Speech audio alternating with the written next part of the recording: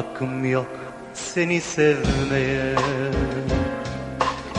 Çıktım karşıma ne diye. We talked about sons-in-law last time we had Turkish coffee.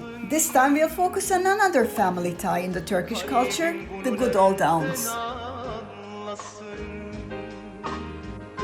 Unutmam lazım çünkü sen arkadaşımın aşkısın.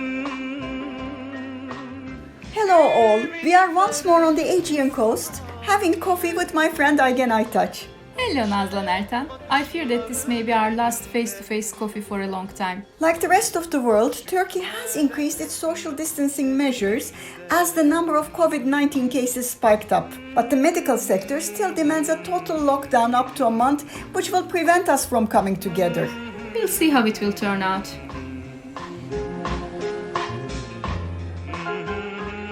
So, taking the advantage of our reunion, we wanted to talk about something light and jolly and have a bit of a laugh together with Nazlan. And our topic today is aunts in Turkey. As you will see, aunts have such an important place in Turkey, there is even a book on that called Republic of Aunts. As a matter of fact, Turkish language offers a rich repertoire in terms of kinship with unique words for each position in the family. And when it comes to aunts, there are three of them, teyze, hala, and yenge, bringing nuances to a relationship described with a single word aunt in most Western languages. Not only a nuance, but also on a hierarchy. If you are a teyze, meaning the sister of the mother, you are considered the second mother. If you are a hala, the sister of the father, you represent the paternal bloodline and must be treated with respect. But if you are a yenge, then you are only an aunt by marriage. Somebody like aunt-in-law who doesn't have a direct bloodline with the family. Being a yenge is a social position. Here, your identity is not important. The important thing is whose wife you are. You are in any case an outsider, added to the family by the decision of the brother or the uncle.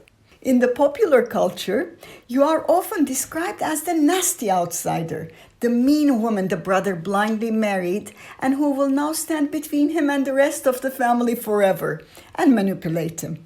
Or worse, if you are not absolutely horrible, you are the poor yenge, the figure everyone ignores and pretends to like for the sake of the brother. There is also a third option, the option of the neurotic but hot yenge, but we'll save that to the end of the podcast. Are you anybody's yenge, Nazlan? Sure, I have 3 nieces and a nephew by marriage, but I married very late in the game. So by the time I moved into my husband's family, I was just too late for manipulation. However, my mother, who was a strict disciplinarian, had the reputation of being a very tough yenge. My aunts used to say to their children that if they did not behave, they would send them to our yenge. Oh no! Fortunately, I am not anybody's yenge. But there are still people who call me yenge, you know? Who, neighbors? Yes, and many others. The repairmen who come to the house to fix something, the salesmen in the bazaars, small shopkeepers. Recently, when we had the big earthquake in Izmir, I was about to jump into the sea. There was nobody on the seaside, but just one man around my age, fishing. When the earth started to shake, I stopped. He called me out, yenge, earthquake. He probably wanted to warn you respectfully. Yeah, there are many other words which you can address women in Turkish similar to Miss, Mrs, Ma'am. But some men who show that they do not have any bad intentions or sexual desires towards you and also to show some kind of respect, they call you yenge even at a moment of great panic. But it's a strange moment to say that. I respect you and I do not look at you sexually, even if you're the last woman in bikini I might see at the moment of apocalypse. Of course, probably the man didn't think all these things at that moment and just called me yenge out of habit. But this is the case in general, and I've always wondered why men need to stress that they do not have bad intentions whenever they interact with a woman. Because they have them? There are so many expressions in the Turkish language for that though. I always thought the expression, "you will be my sister in this life and in the afterlife," was one of the funniest. and the most insincere. Yes, you are my sister is possibly the strongest expression that denies any sexual tension. Yenge is similar but different. When you call a woman yenge, you acknowledge that she has a relationship with another man, a man who is known to you, a neighbor, a relative, or a friend, or a partner. You sent me pages from a book titled The Republic of Yenges, right? Yeah. It said something funny, that yenge marks distance inside the family, but once you move it outside the family, it indicates some sort of familiarity. Yes, I've just finished this wonderful book of essays on the concept and, in fact, reality of yenge, assembled by two Turkish authors. The book had two interesting points. One point is that yenge is a secondary figure in the periphery of male relationships, which is primary. Naturally, the Turkish society, like the language, is very male-oriented. Secondly, the word yenge functions as a shield to separate the two genders.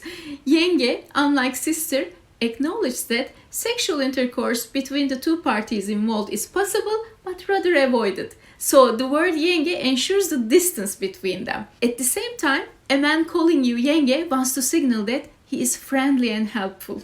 Just like your man who called out, yenge, watch out. Right. You'll pass me the book, won't you? Of course.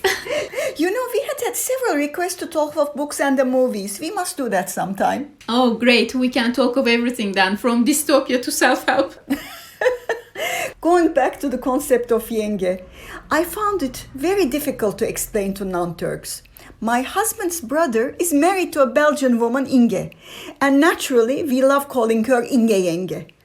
Last year we were struggling to explain to her two concepts, milli yenge and yengeniz olur. The concept of national yenge and the rather masculine expression, hop, hop, watch out, she's your yenge. So how did you explain it to her? Well, we explained to her that whenever we put the word national before something, it meant that the subject is Turkicized. So milli yenge is a foreign woman who married a Turk or had an affair with one. So we told her that this Turkicization of foreign women made the whole Turkish male society very proud. And the man who conquered the foreign woman would say with a wink, watch out, she's your yenge. Meaning you cannot flirt with her or even fantasize about her because she's mine. Exactly. And we gave her the example of Adriana Lima, the top model from Victoria's Secret, who dated a Turkish man and was called by the press as the milli yenge. And we also had Yolanta Yenge, no? And all the other glamorous wives of soccer players. They were all our national yenges. Yes, the sexy foreign yenges who are the forbidden fruit. But of course, the most symbolic hot yenge in Turkey is Bihter, the heroine of Turkey's first modern novel, Forbidden Love, published in 1899 by the brilliant author Halit Ziya Uşaklıgil. Millennials would know The Forbidden Love as a TV series. Interesting that an old novel could have such modern success. It seems that yenge is an eternal subject. Yes, so in a nutshell, beautiful Bihter marries an elderly rich man, sets him against his children as one would predict, seduces or perhaps gets seduced by the man's flighty nephew, then abandoned by the young man, she commits suicide. A rather moralistic message from Halit Ziya. If you are a bad yenge, it doesn't end well. On the other hand, if you're a good one, you are mentioned neither in literature nor in podcasts. You have to be devious to be mentioned. Okay, now I challenge you to name me the ultimate yenge of the nation. The woman who lives and tries though her husband is dead. It would be Semra Özal, the cigar-smoking, gun-trotting wife of Turgut Özal, first the prime minister, then the president of Turkey. In 1980s. When her husband, Turgut Özal, was the prime minister, Semra was always in the headlines. She was proud of doing whatever she wanted to do and brush aside the protocol, but at the same time, she advised women about how to be a good wife and not to get involved in their husband's work. What a contrast, though, when she was interfering in his work all the time. Remember, she asked her husband for the head of his top minister because she found the guy too conservative. And she got it, didn't she? Ministers of the time, and the whole public actually, agreed that it was impossible to remain as a minister if Semra didn't approve of them. But it wasn't only the ministers. She publicly offered her advice to the whole show world, plus the business world and even the world of sports. She was a true dominant, all-controlling yenge. Indeed, when the British comedian Paul Eddington, the star of the Yes Prime Minister, gave an interview during his Turkey visit, he funnily and rightly said, "I liked your Prime Minister. Her husband seems also nice." The Özals were always a rich source for the comedians. Do you think we can say the same for the present first couple?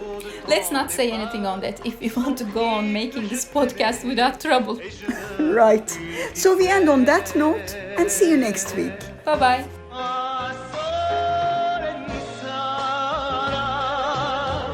Tu reviendrais tous les étés.